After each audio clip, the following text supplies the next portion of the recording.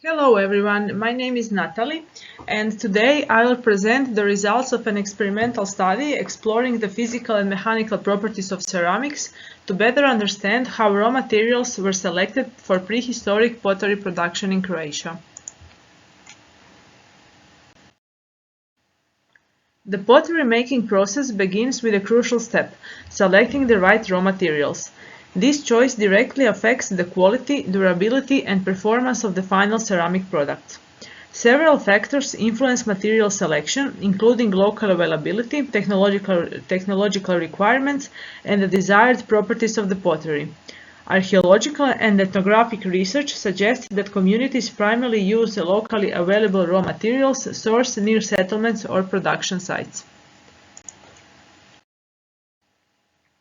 Recent research on prehistoric pottery in Croatia has shown that one of the most commonly used and readily available materials was sandy clay, naturally rich in mineral inclusions such as quartz and feldspar.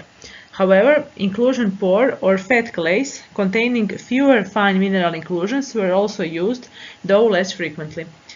This is particularly evident in the lowland regions of continental Croatia, where alluvial plains deposited a variety of clay types. Inclusion-poor clays formed under low energy conditions or through prolonged transport and sorting, resulting in higher concentrations of clay minerals. While this increased plasticity made the clay more challenging to work with, such clays were still used in prehistoric pottery production. The reasons behind their selection, however, remain unclear and require further investigation. In addition to clay, potters commonly added tempers, materials intentionally mixed into the clay. Tempers improved workability, reduced shrinkage and plasticity, and enhanced thermal shock resistance and heating efficiency. During prehistory, various types of tempers were used in pottery production across Croatia. However, the reason behind the selection of specific materials remain unclear. It is not always evident why certain types of tempers were chosen or why some were preferred over others. Therefore, understanding why certain raw materials, including both clay and tempers, were selected is crucial to provide valuable insights into raw material selection in prehistoric pottery production. So, the aims of this research are to understand how differences in raw materials, clay and tempering materials influence the physical and mechanical properties of ceramics, particularly their durability and the resistance to stress from everyday use, handling and transport. Furthermore, the aim is to examine whether the addition of tempering materials produces uniform mechanical properties across various clay types, or whether specific tempers interact differently depending on the clay composition, and to examine whether the raw material selections were driven by functional requirements, resources availability, or other factors, and whether these considerations applied equally to clay and tempering materials.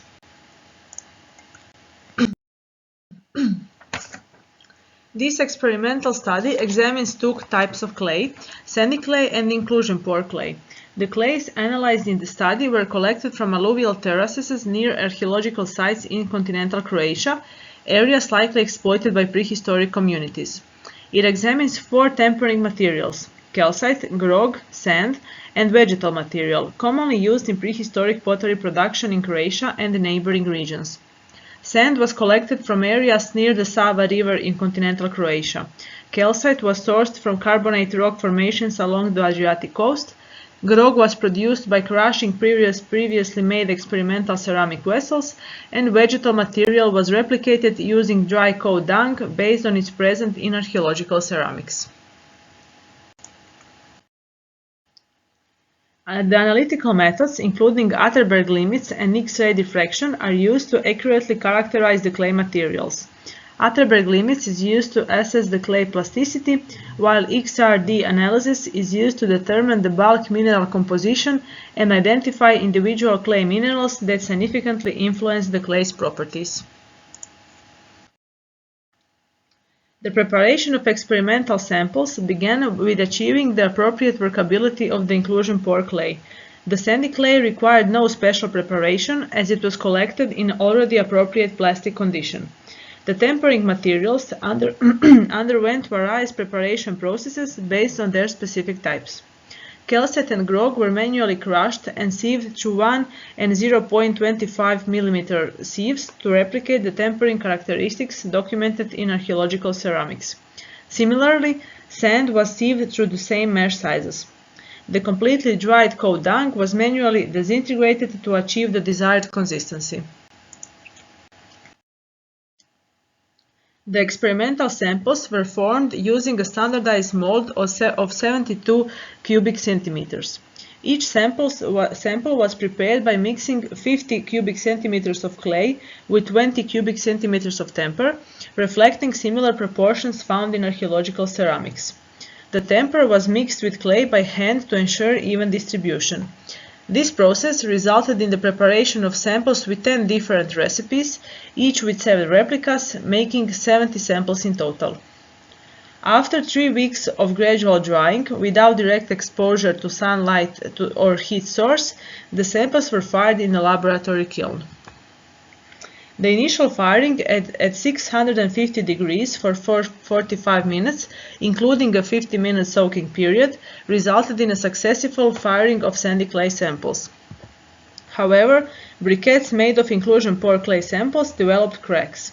To address this, a second set was fired with an extended warm-up phase, aiming to prevent cracking.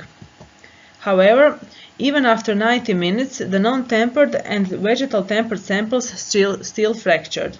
Those tempered with calcite, sand and grog remained intact. A third firing regime, extending the process to 2 hours, was tested.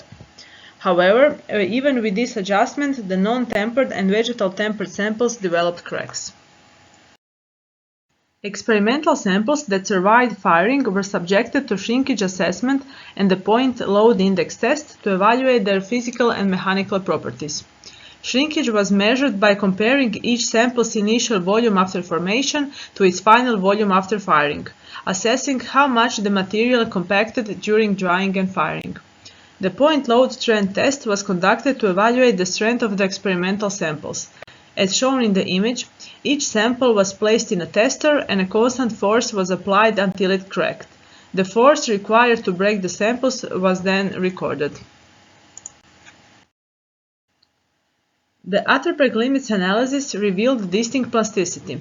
As shown in the figure, sandy clay falls near the boundary between moderate and high plasticity on the Casagrande plasticity chart.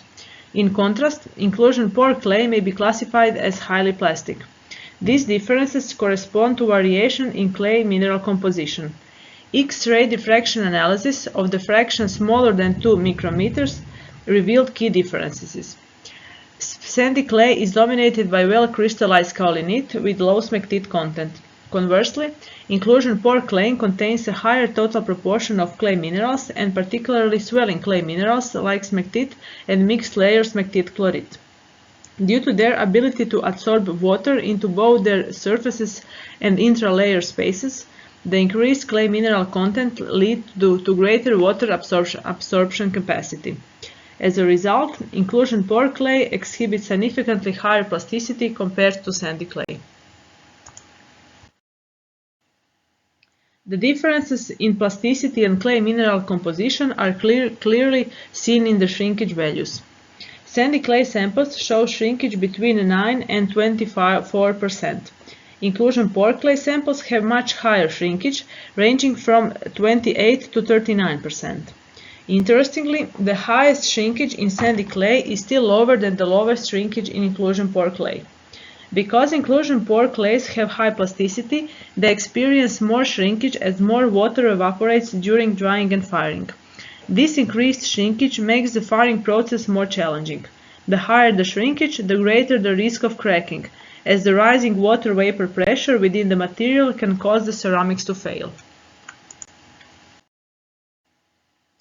The figure illustrates the point load index testing results, revealing significant differences in ceramic strength. The lowest strength value recorded for inclusion pore clay samples exceeded the highest value measured for sandy clay samples, indicating that ceramics made from inclusion pore clay are substantially stronger. In sandy clay samples, strength values were similar across calcite, grog, sand-tempered and untempered samples, while vegetal tempered samples showed slightly lower strength. For inclusion-poor clay, grog-tempered samples had the highest strength, while sand-tempered samples had the lowest within this group. The investigated clays exhibit notable differences in physical properties. Inclusion-poor clay contains a higher proportion of fine clay particles and swelling minerals, while sandy clay has more subangular to subrounded crystalloclasts, such as quartz and feldspar.